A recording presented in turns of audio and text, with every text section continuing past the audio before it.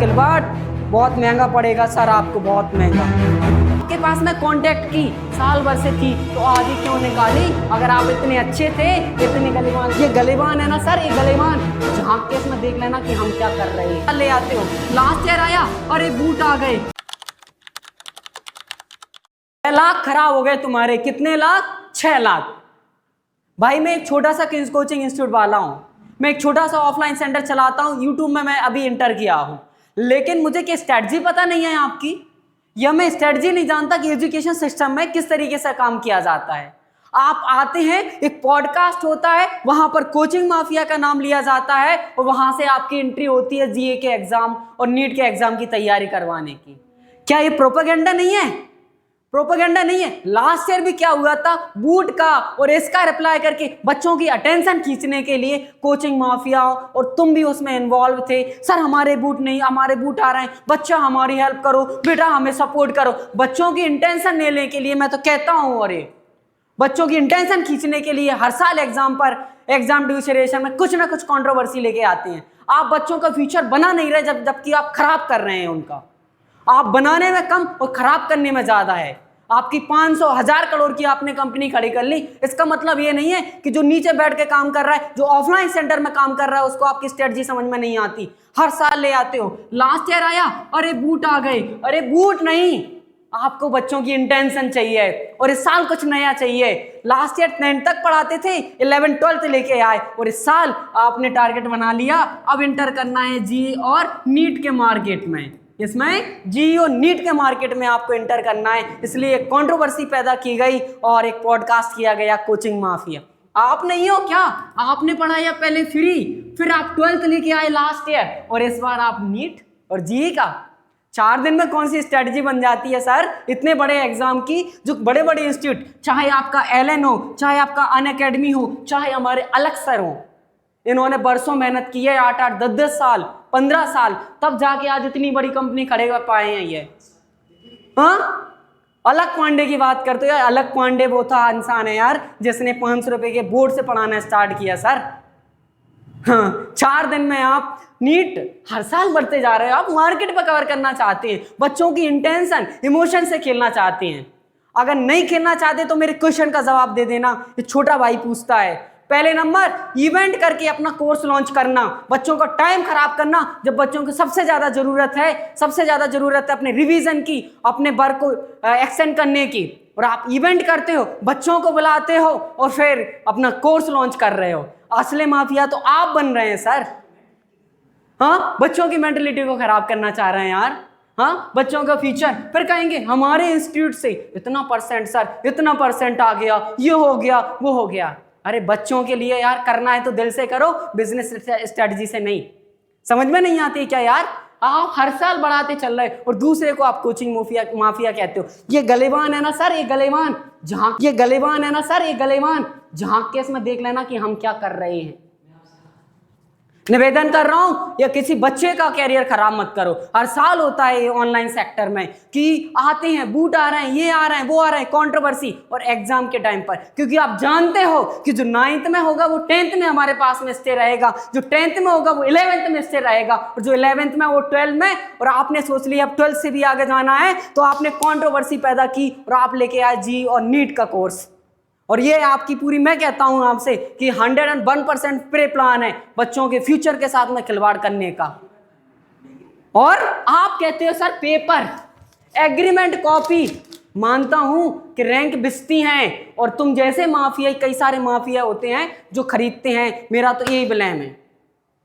ठीक है, अगर ये आपके पास में कांटेक्ट की साल भर से थी तो आज ही क्यों निकाली? अगर आप इतने अच्छे थे, इतने गलीवान साफ थी आपकी, तो पहले ही लेके आते हो। बच्चों के भविष्य के साथ में खिलवाड़ नहीं करते। आपको अपनी कंट्रोवर्सी, आपको अपना सिलेबस बेचना है, आपको अपना कोर्स बेचना है, इसलिए ये आप दिखाने लगे। अगर है प्रूफ तो करो आप, बिल्कुल 100% डालो, बिल्कुल सोशल मीडिया पे वीडियोस है आपके पास में सर, तो वीडियो डालो ना सर। ऑडियो क्यों? ऑडियो तो पीछे आप, हमें क्या, हम कैसे मान ले?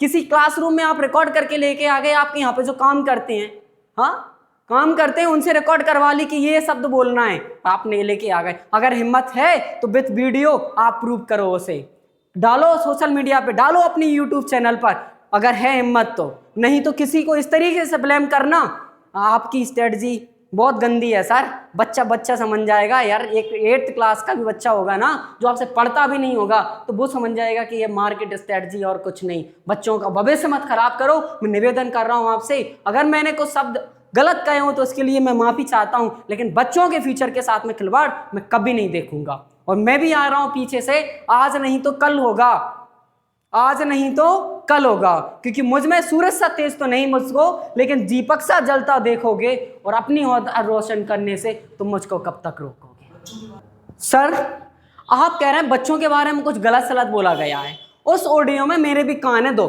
बच्चों के भी कान है। बच्चों के बारे में किसी ने कुछ भी नहीं कहा है, किसी भी टीचर ने बच्चों के बारे में कुछ नहीं कहा, और आप हाइप बना रहे हैं उसकी कि बच्चों के बारे में भी उल्टा सीधा। हर टीचर जानता है कि हमारा पहला धर्म और पहला उद्देश्य होता है बच्चों का बेहतर भविष्य, और आप बच्चों टीचर को ब्लेम कर रहे हैं, क्यों भाई? अरे भाई रुको तुम, और तुम कहते हो 6 लाख बर्बाद किए हैं मैंने।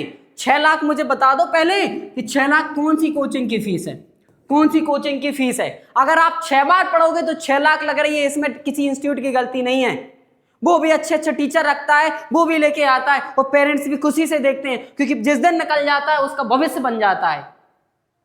पेरेंट्स मेहनत करके मजदूरी करके वो 6 लाख 6 साल में भर सकता है, क्योंकि बच्चे के उसको अच्छा भविष्य चाहिए। और आप कह रहे हैं मैंने 6 लाख बर्बाद कर दिए, ये तो फिर आपकी कमी हुई सर कि आपने 6 बार में निकाल पाया नीट का, और मुझे नहीं पता आपने निकाला या नहीं निकाला। आपको लग रहा था कि पेपर एग्रीमेंट आपके पास में है, ये एग्रीमेंट है, तो आपने साल भर से क्यों नहीं दिखाया सर? दूसरा मेरा क्वेश्चन है कि एग्रीमेंट की कॉपी आपके पास में थी तो आपने साल भर से क्यों नहीं दिखाया? इसी टाइम पे क्यों लेके आए जब बच्चे पैनिक हो रहे हैं? बच्चों की आपको इंटेंशन चाहिए, हाइप बनानी है आपको, जिससे बच्चे आपके, क्योंकि 1 महीने बाद मुझे पता है कि आप कोर्स लॉन्च करेंगे और उस कोर्स में आपकी स्ट्रेंथ अच्छी हो, इसके लिए बच्चों के भविष्य के साथ में खिलवाड़ है सर। अरे सर्दी पड़ रही है सर, पंखे की भी आवश्यकता नहीं है इस टाइम, तो बच्चों के भविष्य के साथ में क्यों पंखा बना रहे हो सर? आप बहुत सारी वीडियोस में कहते थे हमें आना ही नहीं है मार्केट में, हमें आना ही नहीं है मार्केट में। एक्चुअल में उसके पीछे सिर्फ दूसरों को ही दिखाना था, भाई ये प्लेयर तो मार्केट में आएगा नहीं इस फील्ड में। आप दूसरों को बेवकूफ बनाना चाह रहे थे, लेकिन आपकी स्ट्रेटजी पहले से ही चल रही थी कि कैसे इसमें एंटर करना है। नहीं तो ये कोई सीक्वेंस नहीं है कि एक पॉडकास्ट आता है, उसके बाद में हाइप बनती है, बच्चों की अटेंशन ली जाती है, और फिर मिशन जीत के नाम से आपने अपना कोर्स लॉन्च कर दिया। हाँ, और आपने पहले कहते थे 9th 10th पढ़ाएंगे, फिर 11th 12th में कूद गए, फिर अब जीए नीट में। अरे आप कौन से माफिया नहीं है? कल कहेंगे कि हम तो कंपटीशन वाला लेके आ रहे हैं, हम तो बैंकिंग वाला लेके आ रहे हैं। अरे कल कौन सा वाला लेके आओगे? नेक्स्ट वाला वो बता के जाओ यहाँ पे।